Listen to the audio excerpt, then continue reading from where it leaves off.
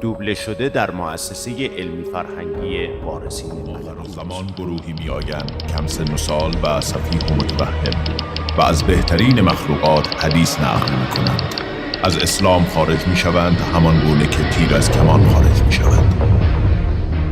وهابیون، خوارج آخرالزمان، سفیانی های جدید، طرح ترور و رذالت. وهابیون، مسخ شدگان شیطان صفت، سفیانی.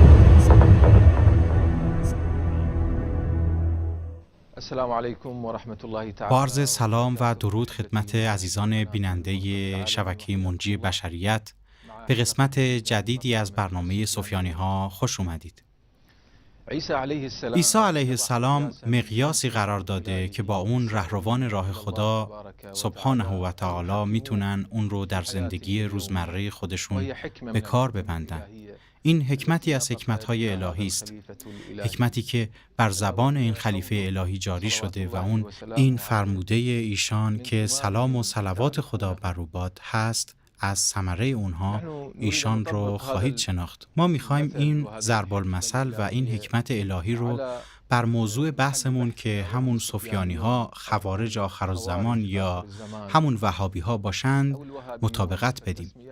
هرچند نامگذاری ها زیاده ولی مصداق یکیست، چون به قول علمای بزرگ اشعری اینها چیزی جز غده‌ای سرطانی و مذهبی شیطانی نیستند. بینندگان عزیزم، در این برنامه می‌خوایم بعضی ثمرات منش وهابی و بعضی بروندادهای فکری محمد ابن عبدالوهاب از زمان تأسیس دعوت رو به شما نشون بدیم.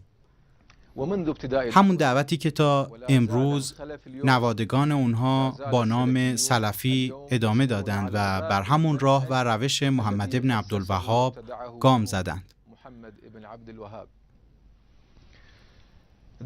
اجازه بدید بینندگان عزیز در ابتدا یک ویدیو ببینیم که بخشی از اعتقادات وهابی ها رو نمایش میده.